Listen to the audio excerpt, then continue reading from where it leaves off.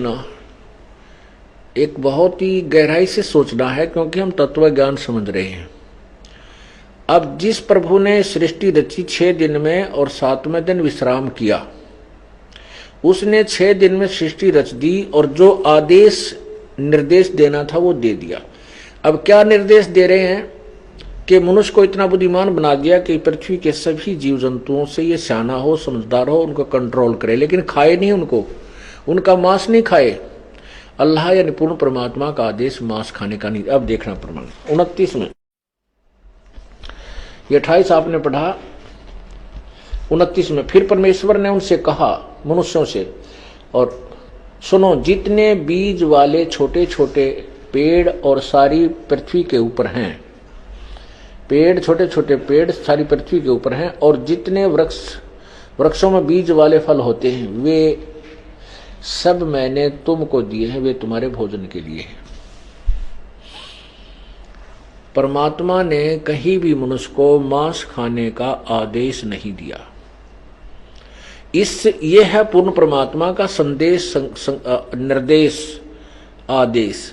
इसके अतिरिक्त यदि किसी बुक में और किसी अन्य नबी या किसी अवतार या किसी गुरु पीर के कहने से आप जी मांस आहार करते हो, परमात्मा का निर्देश, परमात्मा का संविधान तोड़ रहे हो, उसकी आपको सजा मिलेगी।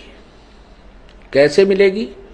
कि परमात्मा का, जैसे राजा का हमारे हिंदुस्तान का संविधान है कि कोई किसी की हत्या करेगा मनुष्य की, तो उसको सजाए मौत या 20 साल की सजा होगी।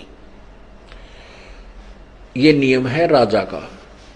और इसको जो तोड़ देता किसी के दूसरे के कहने आदेश से, अधिकारी के आदेश से, तो फिर वो अपराधी है। जैसे एक समय किसी व्यक्ति की मित्रता एक दरोगा से हो गई, SHO तय, और उस व्यक्ति का जो साथी पड़ोसी था, नाइबर था, उसकी कहा सुनी रहती थी, उनकी आपस में नहीं बनती थी। एक दिन उस दरोगा के मित्र ने अपने मित्र दरोगा से यानी SHO से कहा कि ऐसे ऐसे मेरा जो पड़ोसी है वो मुझे बहुत परेशान करता है, सारा कुछ मैंने पंचायत भी कर ली, समझा लिया, लेकिन वो बाज नहीं आता है, क्या इलाज किया जाए? SHO ने कहा कि मार उसको, समार दे, कूट छेद दे, मार लट सिर में, मैं आप देख लूंगा। अब उस SHO के कहने अपने मित्र SHO की बात को मान करके उस व्यक्ति ने अपने पड़ोसी के साथ झगड़ा ठान लिया और उसका लठ मार दिया, और लाठी लगने तो वो व्यक्ति की मृत्यु होगी। उस अक्षेत्र का वो अपराध प्रभारी होने के कारण वही मित्र SHO आया, अपने मित्र को पकड़ कर ले गया और संविधान अनुसार उसको सजाए मौत हो गई। अब उस नालायक ने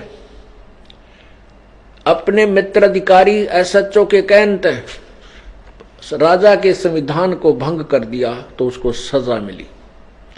ये परमात्मा का विधान है, जो भगवान ने कहना सुनना था वो कह दिया, लिख दिया, बोल दिया। उसके बाद वो परमात्मा ने विश्राम किया, तख्त पर विराजमान हुआ। उसके बाद जो यहाँ के जो मालिक हैं, जैसे ब्रह्मा, विष्णु, महेश, ब्रह्म, इन्होंने फिर बागडोर संभाल ली। ब्रह्म ने, इन्होंने फिर आगे जो आदेश दिए हैं, या वो किसी के अंदर प्रवेश करके या वैसे कोई आकाशवाणी करके जो आदेश दिए, ये काल ब्रह्म के आदेश हैं, और आगे चल के वो कहीं किसी बुक में नोट करके उसको लागू किया गया है, तो पूर्ण परमात्मा के विधान को भंग किया है, उनको सजा मिलेगी, वो अब दोषी होंगे। अब देखना, अभी आपने 6वां दिन पढ़ा, अब आपने ये 29 नंबर पढ़ा। इसमें ये मनुष्यों के लिए केवल, फिर पढ़िए, फिर परमेश्वर ने उनसे कहा कि सुनो, जितने बीज वाले छोटे छोटे पेड़ सारी पृथ्वी के ऊपर हैं और जितने वृक्षों में बीज वाले फल होते हैं वे सब मैंने तुमको दिए हैं, वे तुम्हारे भोजन के लिए। आगे पशु पक्षियों को भी आदेश नहीं है मांस खाने का।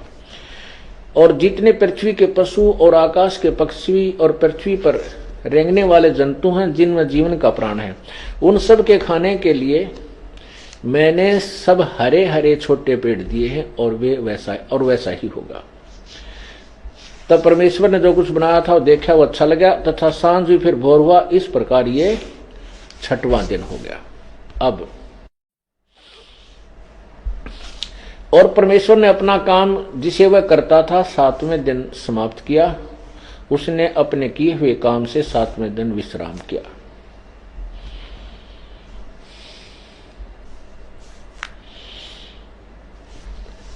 अब ये तो पवित्र बाइबल ने सिद्ध कर दिया कि उस परमात्मा ने 6 दिन में सृष्टि रची, और वो तो उसने तो विश्राम किया, चला गया।